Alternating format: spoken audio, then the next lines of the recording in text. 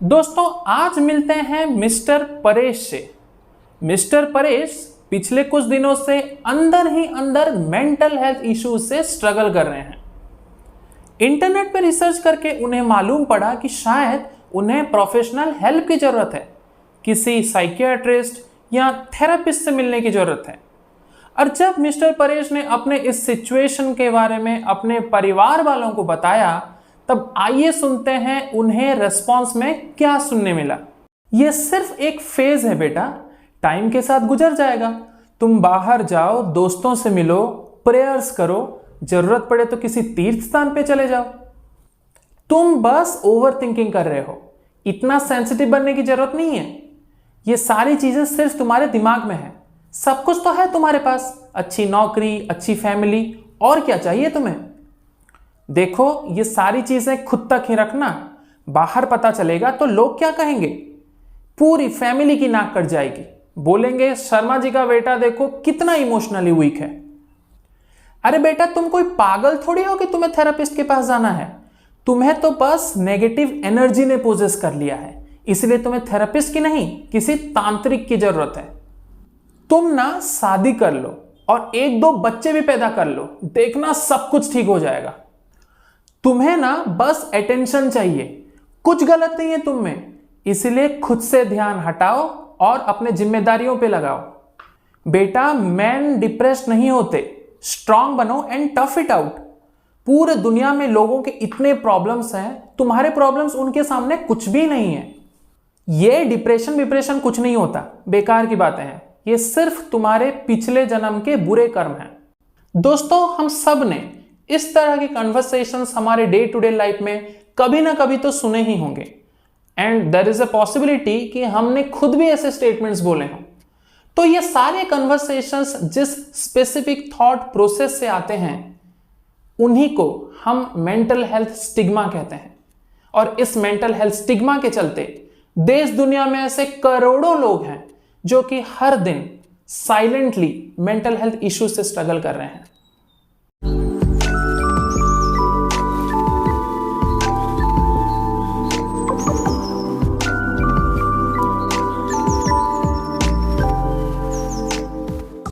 नमस्कार दोस्तों, मैं हूं Palash. I am a doctor and certified mental health mentor.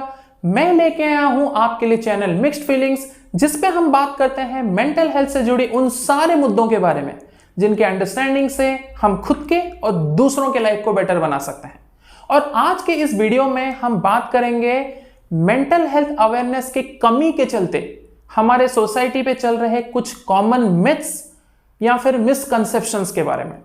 सच बोलूं तो ये कॉमन मिथ्स का लिस्ट इतना लंबा है कि मैंने डिसाइड किया कि इसको 2 वीडियोस में कवर करना पड़ेगा। तो चलिए शुरू करते हैं पार्ट 1 वीडियो।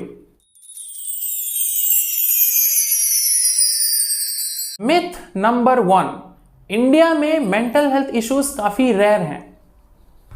दोस्तों मेंटल हेल्थ इश्यूज इंडिया में उतना ही कॉमन है जितना बेंगलोर का ट्रैफिक। यकीन नहीं होता तो स्टैटिस्टिक्स देख लें। हर 7 में एक इंडियन किसी ना किसी तरीके के मेंटल हेल्थ इश्यू से स्ट्रगल कर रहा है। हर 15 में एक इंडियन एंजाइटी या फिर डिप्रेशन का शिकार है। 74% से भी ज्यादा इंडियंस किसी ना किसी तरीके के स्ट्रेस से गुजर रहे हैं। और इंडिया में हर घंटे 17 से भी ज्यादा लोग सुइसाइड कर रहे हैं। मिलियंस ऑफ इंडियंस ऐसे हैं जो कि मेंटल हेल्थ इश्यू से स्ट्रगल कर रहे हैं। फिर भी हमारे डे टू डे कन्वर्सेशंस में हम जितनी बातें पॉलिटिक्स के बारे में या क्रिकेट के बारे में करते हैं, उतना मेंटल हेल्थ के बारे में नहीं करते। और उसके ऊपर मेंटल हेल्थ का स्टिग्मा, और उसके चलते ऐसे बहुत सारे मेंटल हेल्थ केसेस रहते हैं जो कि रिपोर्ट भी नहीं हो पाते। पर रियलिटी तो यह है दोस्तों कि आप इंडिया में किसी भी कम्युनिटी, किसी भी बैकग्राउंड, किसी भी सोशियो इकोनॉमिक क्लास को उठा के देख लो, आपको मेंटल हेल्थ के इश्यूज मिलेंगे ही मिलेंगे। मिथ नंबर 2, मेंटल हेल्थ एक वेस्टर्न यानी कि पश्चिमी और फॉरेन कॉन्सेप्ट है। अब दोस्तों मेंटल हेल्थ कोई इंपॉर्टेंट जीन्स तो नहीं है, ना ही इमोशंस को वीजा की जरूरत पड़ती है। मेंटल हेल्थ एक यूनिवर्सल कंसर्न है।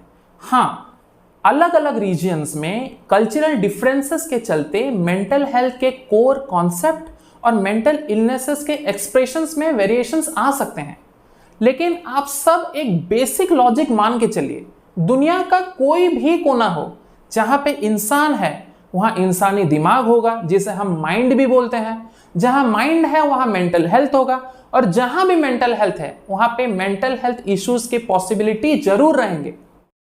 मिथ नंबर 3, बच्चों में मेंटल हेल्थ इश्यूज नहीं हो सकते। बिल्कुल गलत। रैदर ये सच हो सकता है कि बच्चों के मेंटल हेल्थ इश्यूज को हम समझ ही नहीं पाते। बच्चे वो छोटे छोटे एवेंजर्स की तरह होते हैं जो अपने बैटल्स अपने दिमाग में खुद ही लड़ते रहते हैं, फिर वो एकेडमिक प्रेशर हो, फैमिली डायनामिक्स हो, फ्रेंडशिप के इश्यूज हो, स्कूल में या दूसरे जगहों में लोगों के उनके तरफ बिहेवियर हो, ये सारी चीजें बच्चों के मेंटल वेलबींग को इम्पैक्ट कर सकती हैं। और इसीलिए ये बहुत जरूरी है कि बच्चों के मेंटल हेल्थ इश्यूज को सही टाइम पे रिकॉग्नाइज करके उसको एड्रेस किया जा सके, सो दैट कि कॉम्प्लिकेशंस आगे ना बढ़ पाए। इसीलिए किसी भी तरह बच्चों के इमोशनल जर्नी को अंडर एस्टिमेट नहीं करना है। Myth number 4, mental health issues को प्रिवेंट नहीं किया जा सकता या फिर मेंटल इलनेस का ट्रीटमेंट नहीं किया जा सकता। दोस्तों, ये दोनों ही स्टेटमेंट्स बिल्कुल गलत हैं। इनफैक्ट सही प्रिवेंटिव स्ट्रेटेजीज जैसे कि खुद के मेंटल हेल्थ के जर्नी को समझ पाना, एक हेल्दी लाइफस्टाइल लीड कर पाना, स्ट्रेस मैनेज करना, अपने मेंटल इलनेसेस के अर्ली साइंस को रिकॉग्नाइज कर पाना, इन सब से हम मेंटल इलनेसेस के रिस्क और कॉम्प्लिकेशंस दोनों को सिग्निफिकेंटली कम कर सकते हैं। और मान लीजिए हम मेंटल इलनेस से सफर कर भी रहे हैं तो भी डे टू डे लाइफ में हेल्दी कोपिंग स्किल्स यूज करके, प्रोफेशनल हेल्प लेके, जैसे कि मेडिकेशंस, थेरेपी एक्सेट्रा, हम मेंटल इलनेस का काफी सही तरीके से ट्रीटमेंट कर सकते हैं। और इन सब चीजों के लिए सबसे ज्यादा जरूरी है मेंटल हेल्थ का अवेयरनेस।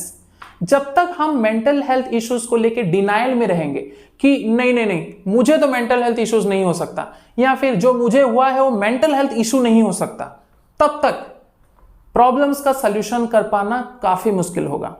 मिथ नंबर 5, वो सिर्फ पागल, साइको या क्रेजी लोग होते हैं जो मेंटल हेल्थ थेरेपी या ट्रीटमेंट के लिए जाते हैं।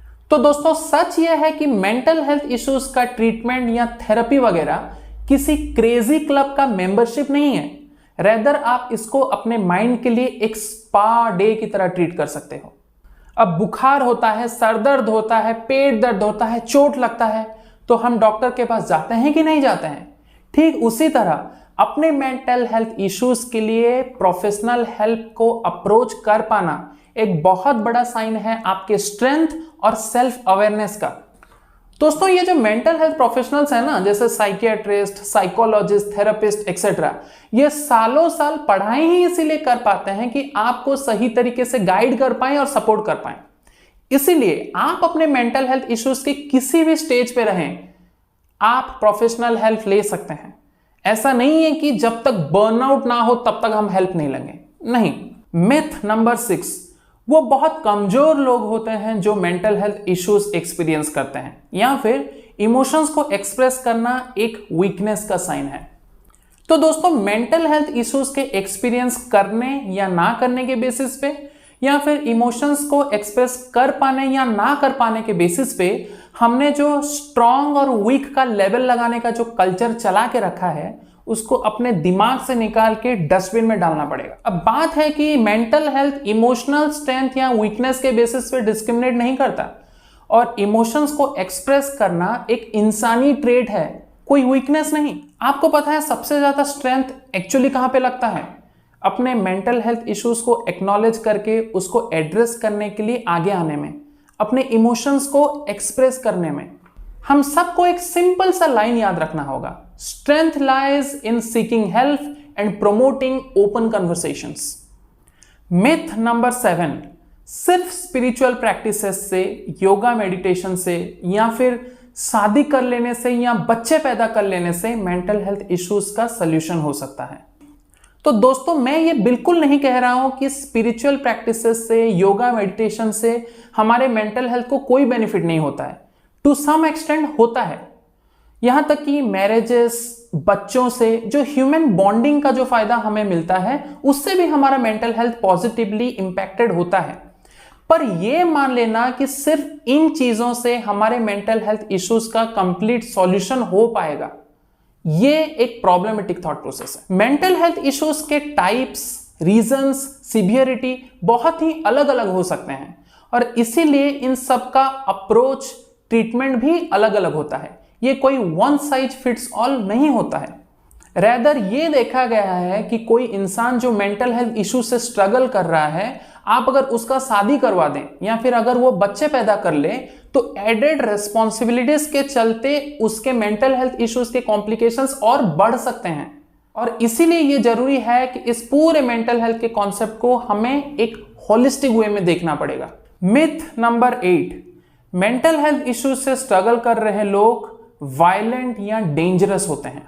तो दोस्तों, मेंटल हेल्थ इश्यूज कोई विलन कॉस्ट्यूम या सुपर विलन मैनुअल के साथ नहीं आता। इनफैक्ट रिसर्च से यह पता चला है कि मेंटल हेल्थ इश्यूज के चलते वायलेंट एक्ट करने वाले लोगों की तादाद बहुत ही छोटी परसेंटेज है और वो भी डिपेंड करता है मेंटल हेल्थ इश्यू के टाइप और सीवियरिटी पे।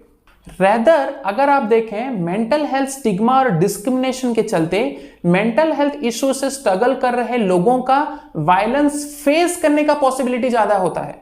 तो इसीलिए इस नेगेटिव स्टीरियोटाइप से बचें और इससे बचने के दो ही इफेक्टिव टूल्स हो सकते हैं, अवेयरनेस और एम्पैथी।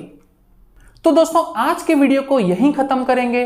अगर ये वीडियो आपको अच्छा लगा तो इसको लाइक करें, दूसरों के साथ शेयर करें और अपने सराउंडिंग में आपने जो मेंटल हेल्थ के मिसकंसेप्शंस देखे हैं उनको लिख के कमेंट करें। और हाँ, इस चैनल को सब्सक्राइब करना और बेल आइकॉन दबाना ना भूलें। इसी कॉन्सेप्ट के पार्ट 2 के वीडियो को लेके मैं जल्द ही आपके साथ जुड़ूंगा। तब तक के लिए इजाजत, नमस्कार, जय हिंद।